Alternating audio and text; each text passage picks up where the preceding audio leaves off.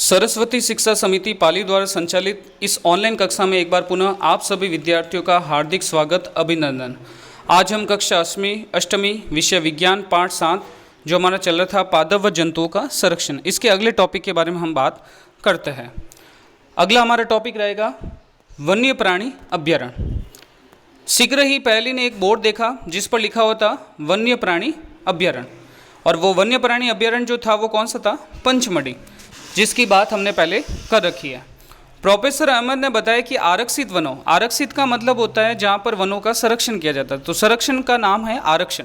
आरक्षित वनों की तरह कुछ ही ऐसे क्षेत्र है जहाँ वन्य प्राणी जंतु सुरक्षित व संरक्षित रहते हैं, इन्हें वन्य प्राणी अभ्यारण्य कहते हैं। तो वन्य प्राणी अभ्यारण्य की परिभाषा पूछ ले तो ऐसे क्षेत्र या ऐसे आरक्षित क्षेत्र, अपन क्या कहेंगे, ऐसे आरक्षित क्षेत्र जहाँ पर वन्य प्राणी सुरक्षित व संरक्षित रहते हैं। सुरक्षित का मतलब सेफ रहते हैं और संरक्षित का मतलब उनका कंजर्वेशन किया जाता है, उनका अपन कह सकते हैं उनकी जो अपन यूँ कह सकते हैं उनकी संख्या में कमी नहीं हो, उनकी संख्या में लगातार वृद्धि हो, इसके लिए जो प्रयास किए जाते हैं वो संरक्षण के अंतर्गत आते हैं। तो वन्य प्राणी अभ्यारण्य है। माधव जी पुनः बताते हैं कि अभ्यारण्य वह स्थान है जहाँ प्राणियों अथवा जंतुओं को मारने या शिकार करना व पकड़ना पूर्णतः क्या होता है? निषेध होता है, अपराध होता है। वहाँ पर कुछ महत्वपूर्ण संकटापन वन्य जंतु जैसे कि काले हिरण, संकटापन जंतु उन्हें कहा जाता है जो संकटग्रस्त है, जिनकी यदि हमने संरक्षण नहीं किया गया तो वो शीघ्र ही क्या हो जाएंगे? विलुप्त हो जाएंगे। तो कौन कौन से? तो काले हिरण, श्वेत आंखों वाले हिरण, हाथी, सुनहरी बिल्ली, गुलाबी सिर वाली बतख, घड़ियाल। देखो घड़ियाल और मगरमच्छ में ये अंतर है, मगरमच्छ का मुंह चौड़ा होता है, घड़ियाल का मुंह पतला होता है। तो घड़ियाल जो है, बात करें कच्छ मगरमच्छ, अजगर, गेंडा इत्यादि हमारे वन्य अभ्यारण्यों में सुरक्षित व संरक्षित है। तो इस पंचमढ़ी अभ्यारण्य के अंदर आपको पूछ ले कौन कौन से जीव सम्मिलित है, तो ये सभी जीव सम्मिलित है जिनका संरक्षण किया जा रहा है। हाथी भी ध्यान रखना संकटापन जीव है जिनकी प्रजाति लगातार धीरे धीरे कम हो रही है, इनका इसलिए इनका भी संरक्षण किया जा रहा है। भारतीय अभ्यारण्यों में अनूठे दृश्य भूमि, बड़े समतल वन, पहाड़ी वन तथा बड़ी नदियों के डेल्टा की झाड़ियाँ भूमि अथवा बुशलैंड उपस्थित है। ये अफसोस की बात है कि संरक्षित वन भी जीवों के लिए सुरक्षित नहीं रहे, क्योंकि इनके आसपास के क्षेत्रों में जो रहने वाले लोग या आदिवासी क्या या ग्रामीण जो लोग हैं वो वनों का क्या करें? धीरे धीरे अतिक्रमण करें, उनको नष्ट करें, धीरे धीरे अपनी आवासीय भूमि प्राप्त करने के लिए, फैक्ट्रियों लगाने के लिए, खेत का निर्माण करने के लिए, विभिन्न प्रकार के कार्य करने के लिए अपने आसपास के वनों को नष्ट करें, जिससे जो संरक्षित जीव जंतु है उनके ऊपर भी खतरा मंडरा रहा है। बच्चों को प्राणी उद्यान यानी चिड़ियाघर भ्रमण की यादें ताज़ा करने को कहा जाता है। उन्हें स्मरण है कि प्राणी उद्यान वह क्षेत्र है जहाँ प्राणियों और जंतु का क्या किया जाता है? संरक्षण किया जाता है। राष्ट्रीय उद्यान के बारे में बात करते हैं हम। सड़क के किनारे एक और बोर्ड लगा था कि जिस पर लिखा था सतपुड़ा राष्ट्रीय उद्यान। बच्चे अब वहाँ जाने के लिए उत्सुक थे। माधव जी ने उन्हें बताया कि विशाल आरक्षित क्षेत्र है जहाँ पर्यावरण के संपूर्ण संकटों का ऊर्जा संरक्षण करने में पर्याप्त है, इन्हें राष्ट्रीय उद्यान कहा जाता है। यह वनस्पति जात जहाँ पर वनस्पतियों का संरक्षण, प्राणी जात जहाँ प्राणियों का संरक्षण, दृश्य भूमि तथा ऐतिहासिक वस्तुओं का संरक्षण करते हैं। सतपुड़ा राष्ट्रीय उद्यान भारत का प्रथम आरक्षित वन है। Important, very very important line, question पूछ ले, भारत का प्रथम आरक्षित वन कौन सा है? तो सतपुड़ा राष्ट्रीय उद्यान, ध्यान रखना।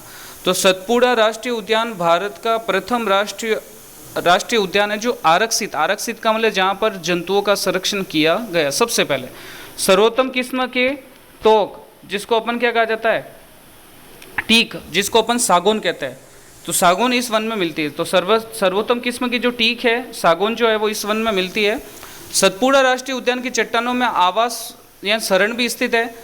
इन वनों में मनुष्य की गतिविधियों के प्रागैतिहासिक प्रमाण मिलते हैं। प्रागैतिहासिक का मतलब पुराने प्राचीन काल के जो प्रमाण है जीव जंतुओं के यानी मानव के रहने के जो साक्ष्य है वो यहाँ पर मिलते हैं, जिससे हमें आदि मानव के जीवन यापन के बारे में पता चलता है।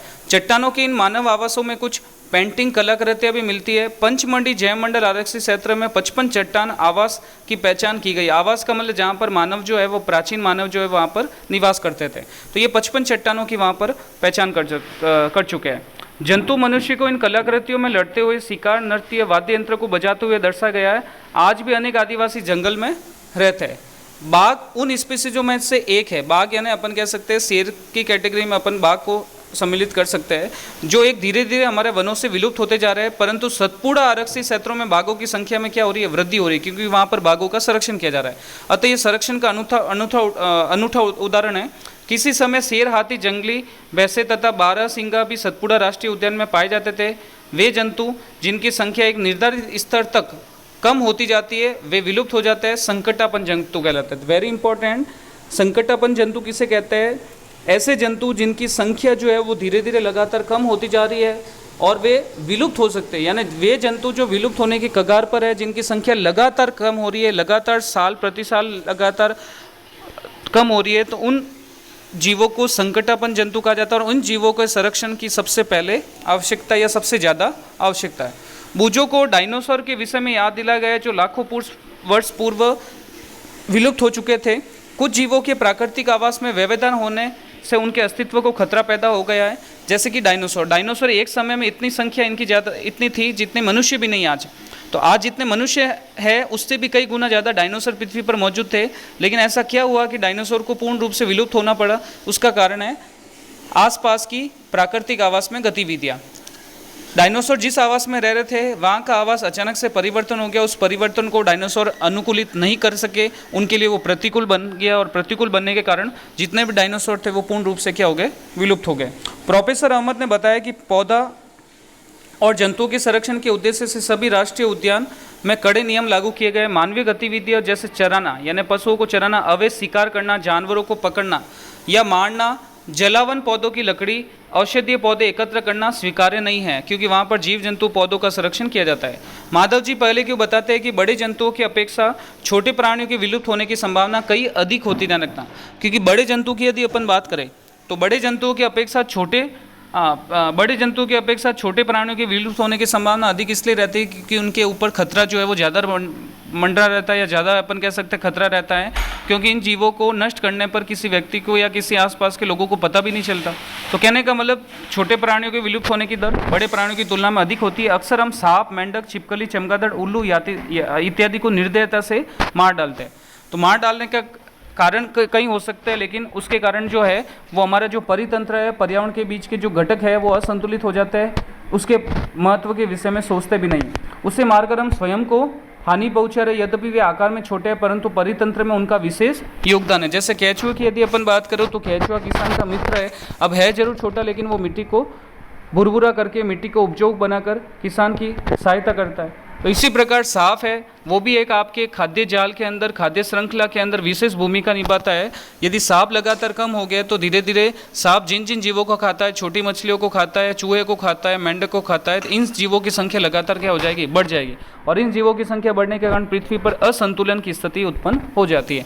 तो ये सभी जीव चाहे छोटे हो चाहे बड़े हो, मुख्य रूप से छोटे जीवों का जो एक प्रकार से महत्व जो है वो परितंत्र में बहुत ज़्यादा होता है। इन जीवों को मारने पर परितंत्र जो है, परितंत्र का मतलब पर्यावरण और जीवों के मध्य जो संबंध है उसको तंत्र कहा जाता है, परितंत्र कहा जाता है, वो प्रभावित होता है। वे आहार जाल व आहार श्रृंखला के भाग है। मैंने आपको बता ही दिया आहार जाल और आहार श्रृंखला। आहार श्रृंखला क्या है कि एक जीव दूसरे जीव को खाकर एक श्रृंखला का निर्माण करता है। फॉर एग्जाम्पल यदि मैं बात करूँ तो शेर हिरण को खाता है, हिरण घास को खाता है और घास प्रकाश संश्लेषण द्वारा भोजन बनाती है। तो एक चैन बन गई, इस चैन को खाद्य श्रृंखला कहता है, और ऐसी कई खाद्य श्रृंखला आपस में मिलकर खाद्य जाल का निर्माण करती है, जिसके बारे में अपन कक्षा सप्तमी में पढ़ चुके हैं। किसी क्षेत्र के पौधे, प्राणी, सूक्ष्म जीव, अजैव घटक है जलवायु, भूमि, नदी, डेल्टा संयुक्त रूप से परितंत्र कहलाते हैं। तो परितंत्र का मतलब होता है किसी भी पर्यावरण के जैविक और अजैविक घटकों का आपस में तालमेल। तो पर्यावरण बोले, जैविक घटक बोले जीवों के मध्य, ये भी सही है, और जैविक और अजैविक, जैविक में आएंगे पेड़ पौधे जीव जंतु, और अजैविक में आएगा आपके मृदा, भूमि, नदी, डेल्टा, प्रकाश, ताप, ये सभी वायु, ये सभी आपके किसके अंतर्गत आएंगे? जल अजैविक घटकों। तो अजैविक और जैविक घटक आपस में मिलकर परितंत्र का निर्माण करते हैं। अब इस टॉपिक से रिलेटेड जो गृह कार्य वो है, सबसे पहला वन्य प्राणी अभ्यारण्य किसे कहते हैं उसका परिभाषा बतानी है, दूसरा संकटापन्न जंतु किसे कहते हैं उसकी परिभाषा। तो ये दो परिभाषा आपको बतानी है। और तीसरा आप चाहो तो लिख सकते हो परितंत्र किसे कहते हैं। तीसरी परिभाषा आप चाहो तो लिख सकते हो परितंत्र किसे कहते हैं। तो तीसरी परिभाषा आप कॉपी में ऐड कर सकते हो, परितंत्र किसे कहते हैं, जो मैंने आपको बता दी। पर्यावरण के अजैविक और जैविक दोनों घटकों का सम्मिलित जो रूप है वो क्या कहलाता है? परितंत्र कहलाता है। तो आज के टॉपिक में हमने वन्य जीव अभ्यारण्य, वन्य प्राणी अभ्यारण्य पढ़ लिया, राष्ट्रीय उद्यान पढ़ लिया, संकटापन्न जंतु पढ़ लिया और परितंत्र पढ़ लिया। अगले टॉपिक में लास्ट हमारा टॉपिक बचेगा रेड डाटा पुस्तक। तो रेड डाटा पुस्तक इंपॉर्टेंट है बोर्ड के हिसाब से, तो उसके बारे में हम अगले टॉपिक या अगले वीडियो में हम चर्चा करेंगे। धन्यवाद।